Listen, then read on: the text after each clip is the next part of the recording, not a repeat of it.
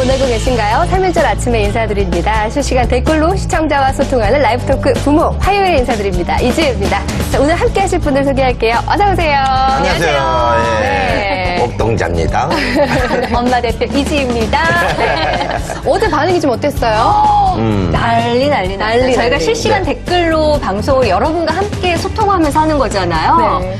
EBS 전체가 들썩들썩했어요. 오늘도 기대가 됩니다. 네, 저도 진짜 깜짝 놀랐습니다. 아무래도 저기 되게 편안한 방송이었던 것 같고, 라디오 하는 어떤 분위기여서, 야, 이거 소통하는 국내 최초의 어떤 프로그램이 아닌가. 그런 저는 생각이 더 들었어요. 깜짝 놀랐던 거. 네.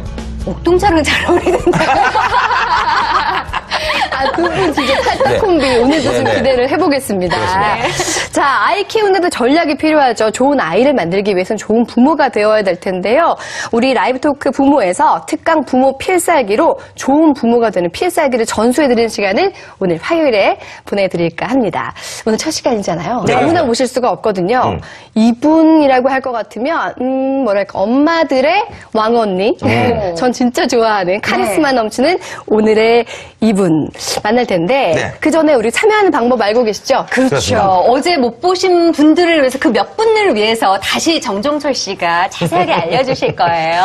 네, 그 어플리케이션을 먼저 다운을 받으셔야 됩니다. EBS 핀에 이렇게 검색을 하시면 PIN 치시면 나오거든요. 그래서 다운로드 하시고 그리고 간단한 회원 가입 절차가 있어요. 그래서 닉네임 네? 그리고 패스워드 그리고 아이디 이렇게 치시면 다 외웠어요? 예, 아이고 제가 옥동자 똑똑해요. 신경 썼어요. 예, 회원 가입을 하실 수가 있습니다. 그러면 실시간으로 참여 댓글 다실 수가 있습니다.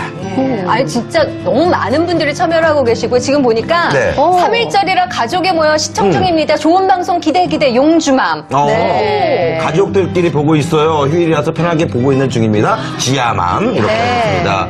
닉네임에 이제 용주맘, 지아맘 이렇게 네. 자기 자녀들 아이 썼네요. 이름을 거론하고 네. 또 정민희님은 본인 이름을 아주 정직하게 닉네임으로 사용하시는데 네. 저희가 좋은 얘기만 나눌 수도 있지만 가끔은 우리 아이는 이런 문제가 있어요. 우리 남편은 이렇네요. 이런 거를 고발을 할 수도 있어요. 그래서 닉네임을 네. 아이 이름과 본인 이름을 좀 제외하고 네네. 예, 다른 호칭으로 애칭으로 바꾸시는 것도 팁 하나 드립니다. 그러게요. 저런 애칭 좋네요.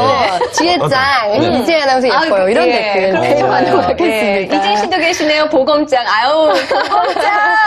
진짜 많이 네. 보내주시면 저희가 댓글 뽑아서요. 예, 그래가지고 저희들이 또 상품 푸짐하게 드리고 있으니까. 선물이 EBS 예. 역사상 이렇게 하루하루 매일매일 크게 쏘는 건 처음 봤어요. 뭐예요? 네. 예, 방송 참여하시면 선물이 팡팡인데 말 그대로 예. 뭐 치킨도 드리고요, 피자도 드리고, 커피 드시라고 커피 드리고, 영화 상품권 드리고, 예, 마구마구 드리고 있습니다. 네. 참여 실시간 많이 댓글 해주세요. 많이 남겨주세요. 네. 아이 키우다 보면은요, 네. 엄마도 가끔 힐링이 필요할 때가 있잖아요. 네. 오늘 힐링 함께 하시면 선물도 받아가시고 즐겁게 참여하시면 좋을 것 같습니다. 자, 지금 시각 9시 45분을 지나고 있는데요.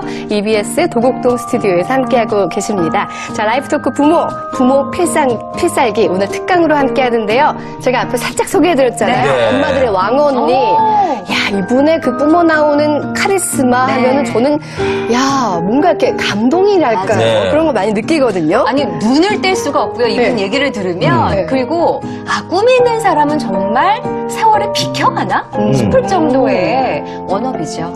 저는 이분을 정말 뵙고 싶었어요. 왜냐하면 저도 그 강사를 네. 한 10년째 다니고 있는데 이분이 저한테 어떻게 보면 어머니 같은 존재고. 어머니. 네, 그리고 선생님. 어머니 발음 그리고 제 괜찮나요? 닮고 싶은 네? 어머니 발음. 누나 같은 존재. 그러게요. 이분 정말 뵙고 싶었거든요. 우리들의 누나, 왕언니, 진짜 어렵게 모신 분. 네. 자, 이분 한번 지금 바로 모시겠습니다. 어서오세요.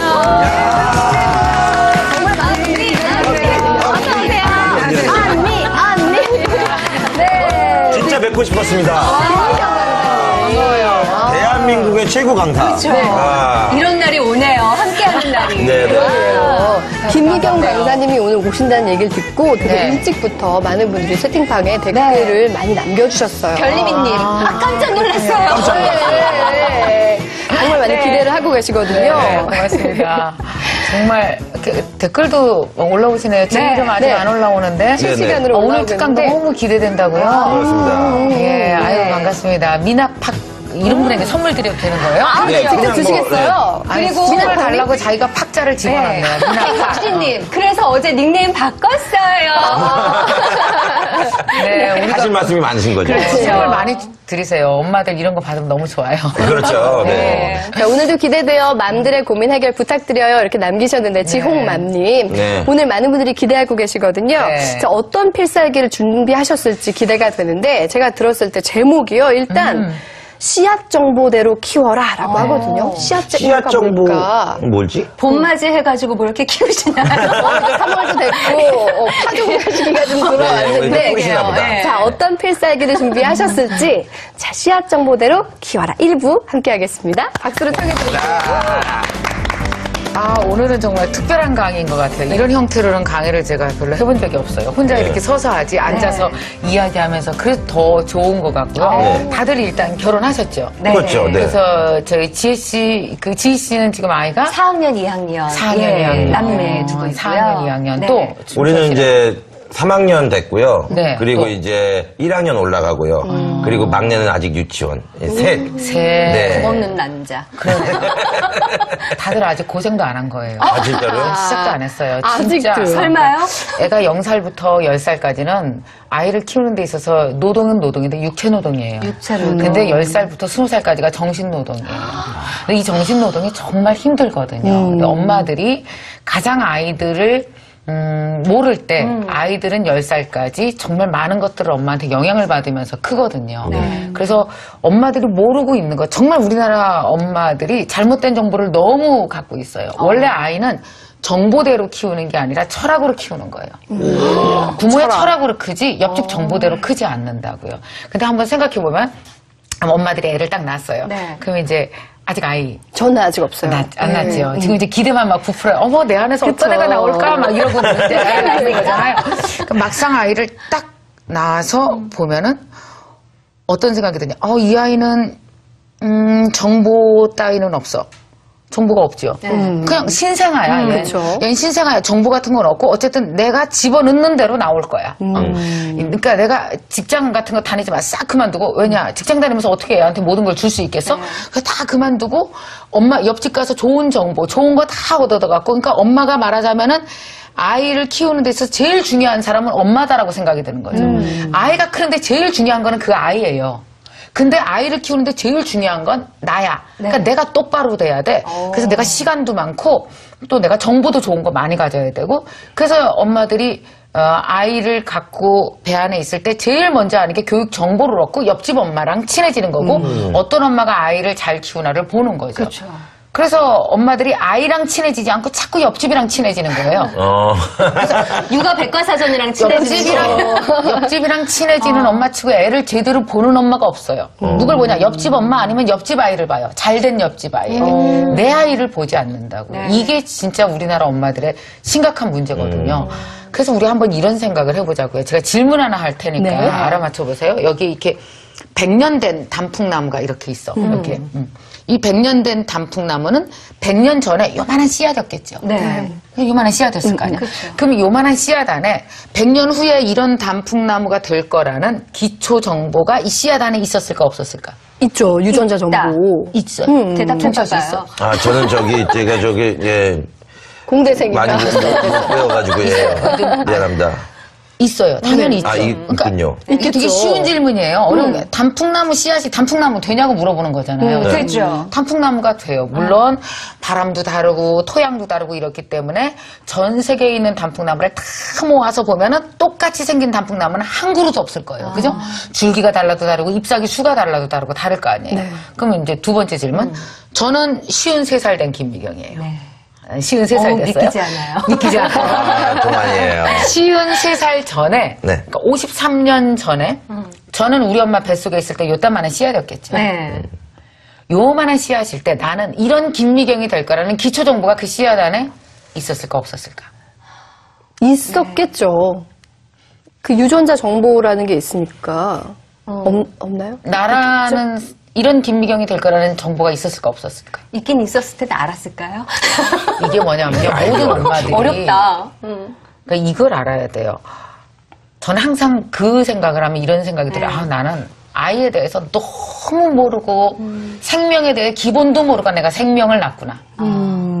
이런 생각이 들거든요. 당연히 있죠. 단풍나무 따위도 기초정보가 없는데 뇌가 있고 심장이 있는 인간이 어떻게 기초정보가 없겠어요? 이게 있어. 기초정보가 있어요. 그럼 53년간 이 기초정보가 점점 변화해 나가고 이 기초정보가 다른 것과 경험해 나가고 같이 쌓아안고 부딪히고 깨지고 이러면서 내 기초정보대로 사람은 크게 돼 있거든요. 근데 엄마들이 그런 생각을 안 하죠. 기초정보가 어딨어. 얘는 아무것도 없어. 애는 신생아기 때문에 내가 넣는 대로 들어갈 거야. 넣는 대로 반응할 거야. 그래서 애를 뭐로 보냐면 생명체로 보지 않아요.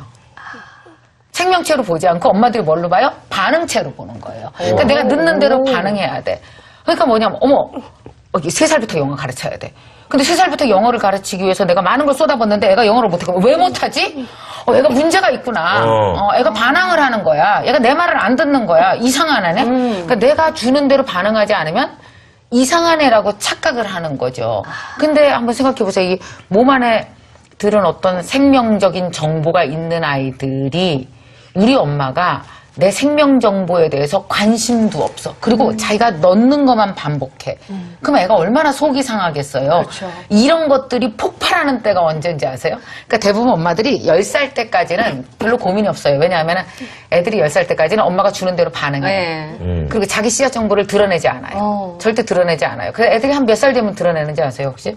사춘기인가요? 13살. 혹시 11살인가요, 그러면? 10살부터 서서히 드러내지기 시작해서 11살 때도 애가 자기의 씨앗 정보를 막 말을 해요. 엄마 나는 이런 건 싫어. 이런 건 좋아. 저희 아들이 요즘 그래요. 11살. 몇 살? 11살. 드러내기 시작하죠. 그 얘기를 들어야 된다고요. 근데 엄마가 관심이 없지.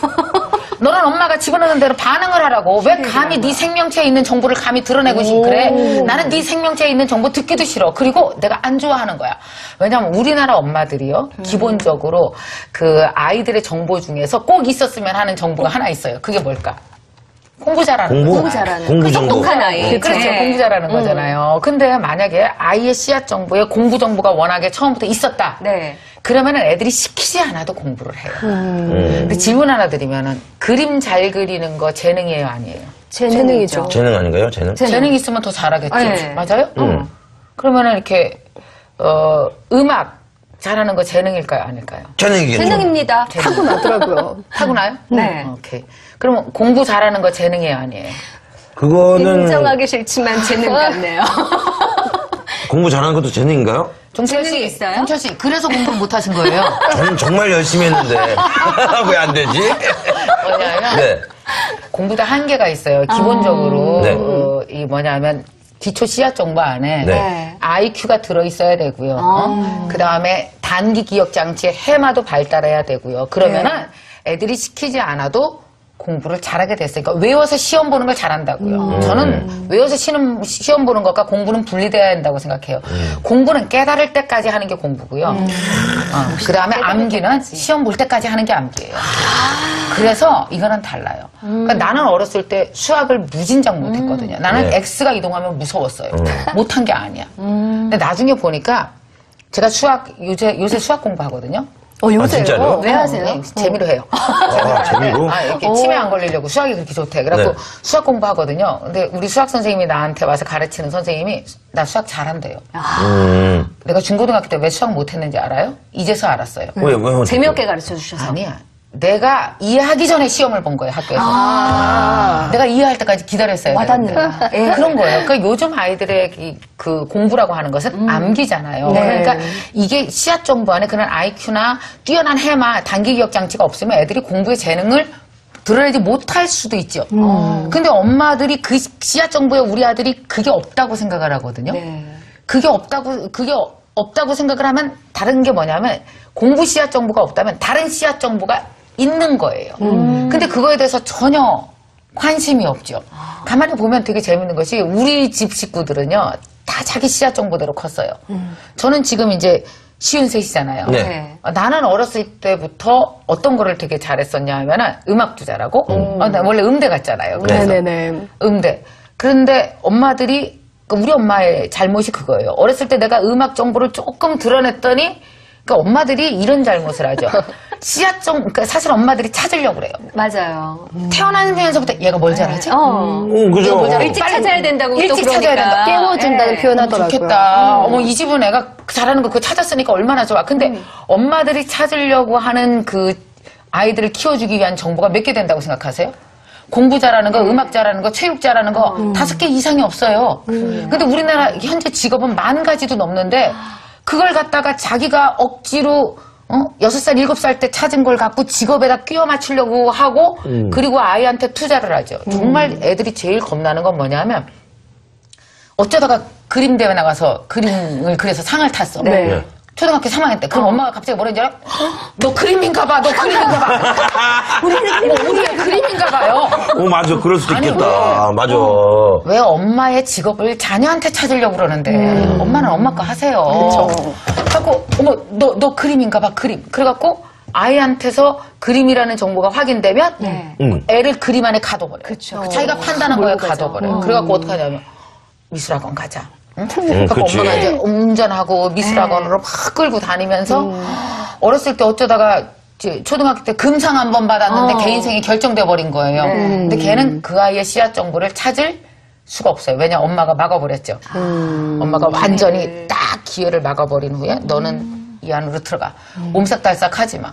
그래서 중학교 1학년 때 애가 내 씨앗 정보 안에 내 안에 그림이 없다라는 걸 알게 될 수 있어요. 이거는 먹고 살 정도의 그림 실력이 아니라 어쩌다가 좀 잘 그려서 금상 받은 거야를 알게 돼요. 이걸로 못 먹고 살 거라는 거 애들이 알게 되잖아요. 근데 애들은 얘기할 수 없죠. 왜냐? 애들이 요즘 애들 다 알아요. 엄마가 나한테 매달 레슨비 투자하고 이렇게 엄마가 5년간 나를 위해 살았다는 거 알게 되죠. 그래서 아이는 그때부터 부모한테 거래하는 게 뭔지 아세요? 죄책감과 거래하기 시작해요. 부모와 자식 간의 가장 나쁜 감정이 뭔지 아세요? 빚졌다고 생각하는 죄책감이에요. 우리 엄마가 나를 위해서 이렇게 투자했어. 아버지가 나를 위해서 이렇게 돈 벌고 애썼어. 엄마는 자기 인생을 나한테 갖다 바쳤어. 나는 그 인생에 대해서 답해줄 의무가 있어. 근데 그림을 너무 잘 그리고 싶은데 아무리 그려도 재능 있는 애만큼 안 나와. 애가 얼마나 울고 싶겠어요. 근데 이걸 부모한테 터놓고 얘기할 수가 없죠. 이 죄책감 속에서 애들이 사춘기를 지내가는 거예요. 1학년, 2학년, 중학교 1학년, 2학년, 3학년. 그러면서 어떻게 되냐 하면 아이들은 엄마에게 보답할 수 없다라는 자괴감. 그리고 내 꿈이 무시당했다는 속상함. 그래도 우리 엄마는 우리나라 애들 착해. 우리 엄마 그래도 불쌍하다라는 엄마에 대한 가엾음. 이런 게 뒤섞이면 뭐가 되는지 아세요? 반항이 되나요? 언젠가 미칠 듯이 포효하는 분노로 변해요. 이런 감정이 다 합치면. 왜냐? 애들이 이 감정을 어떻게 다뤄야 될지 모르잖아요. 그쵸. 아니, 어른도 생각해보세요. 죄책감이랑 가엾음이랑, 그 다음 엄마에 대한 연밀이랑 아빠에 대한 미안함이랑 다 섞이면은 이걸 처리할 수 있는 능력이 있을 것 같아요? 36도 이거 처리 못해요. 15살이 어떻게 처리를 해요? 그러니까 이게 막 미칠 것 같은 분노를 막 폭발을 하는 거예요. 네. 정말 모든 아이들은 씨앗 정보를 배 안에 다 갖고 태어나요. 몇 개 갖고 태어나느냐? 적어도 5개요. 배에 5번 쳐봐요. 시작. 하나, 둘, 셋, 넷. 어, 한 말랑말랑하세요? 10개는 들어가겠는데요, 말랑말랑해요. 그러면은 이 씨앗 정보를 어떻게 찾고 이 씨앗 정보와 대화하면서 어떻게 아이를 키워야 되는 것인가. 우리 아이 왜 내 뱃속에서 얘는 왜 태어난 거야? 나는 얘를 왜 기르는 거야? 라는 원초적인 질문에 답하면서 다 같이 행복하게 크는 방법은 뭔가 요것도 조금 이따 얘기해 드릴게요. 우선은 그래 우리 아이는 씨앗 정보가 있어. 있어. 중요한 건 엄마도 있어요. 엄마도 있어요. 그래서 온 가족은 다 있어. 우리는 이것을 일단 알고 있나? 이해하고 있나? 이거 인정하고 있나? 이거 먼저 좀 생각해 보셨으면 좋겠어요. 가족끼리